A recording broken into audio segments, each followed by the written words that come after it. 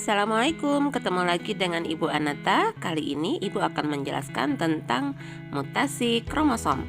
Materi biologi SMA kelas 12. Silakan disimak videonya. Tujuan pembelajaran kali ini adalah setelah kamu menyimak video, kamu bisa mengidentifikasi jenis-jenis mutasi kromosom, penyebabnya, dan contoh mutasi kromosom yang terjadi pada manusia. Mutasi sebenarnya adalah perubahan yang terjadi pada bahan genetik, baik DNA maupun RNA.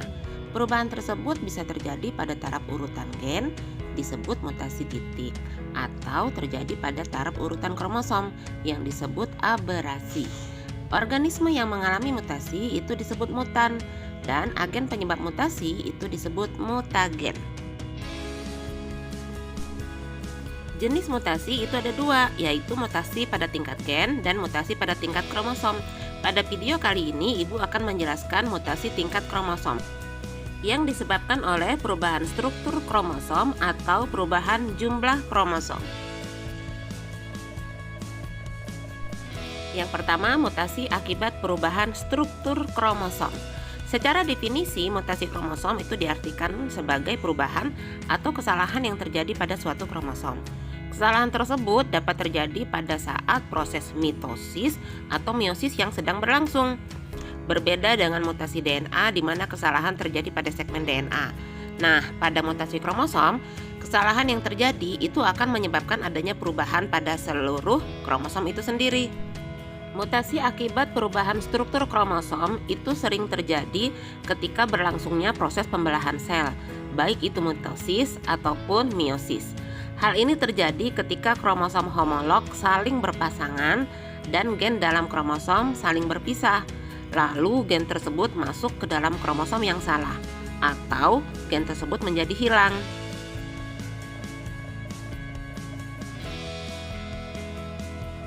Mutasi akibat perubahan struktur kromosom itu disebabkan oleh peristiwa delesi, duplikasi, inversi, dan translokasi.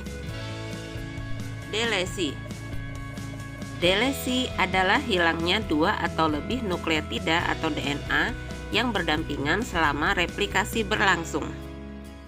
Contoh mutasi pada manusia yang diakibatkan oleh delesi adalah sindrom Ciri-du-Chat. Sindrom Ciri-du-Chat disebabkan oleh peristiwa delesi pada kromosom nomor 5. Gejala utama sindrom Ciri-du-Chat adalah suara tangisan yang nyaring seperti tangisan kucing. Bayi juga dapat mengalami gangguan pernapasan. Duplikasi adalah mutasi yang terjadi akibat penambahan ruas kromosom atau gen dengan ruas yang telah ada sebelumnya akibat mengalami penggandaan. Inversi disebabkan oleh bagian kromosom terbalik. Inversi menyebabkan kromosom mutan memiliki ruas yang urutan bahasanya merupakan kebalikan dari urutan bahasa kromosom. Translokasi adalah bertukarnya materi genetis antara dua kromosom non-homolog, sehingga fragmen kromosom berada di kromosom non-homolognya. Berikutnya, mutasi akibat perubahan jumlah kromosom. Ada dua, yaitu euploid dan aneuploid.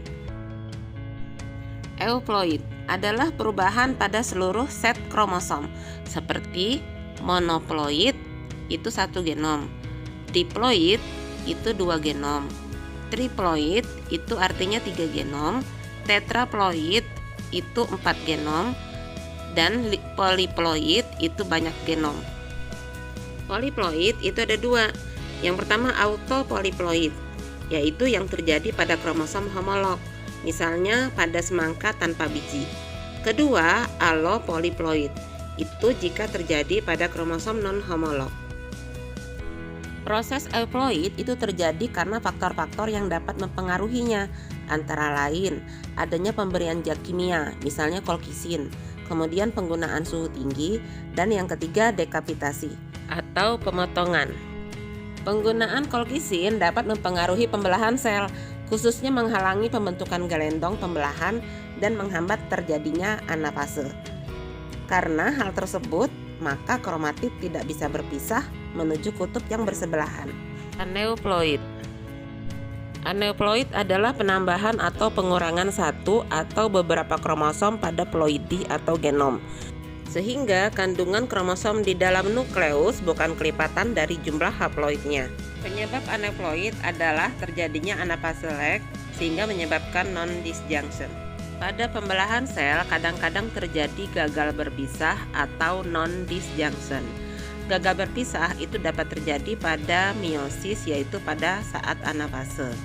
Gagal berpisah pada meiosis 1 itu ditandai dengan peristiwa, yaitu bagian-bagian dari sepasang kromosom yang homolog tidak bergerak memisahkan diri sebagaimana mestinya. Perhatikan gambar. Gagal berpisah juga dapat terjadi pada pasangan kromatid selama anafase meiosis 2. Bila kita perhatikan gambar pada layar, terlihat jika salah satu gamet itu menerima dua jenis kromosom yang sama dari salah satu gamet yang lain. Apabila terjadi pembuahan, gamet-gamet yang tidak normal itu akan bersatu dengan gamet yang normal, sehingga akan menghasilkan keturunan aneuploid yang memiliki jumlah kromosom yang tidak normal.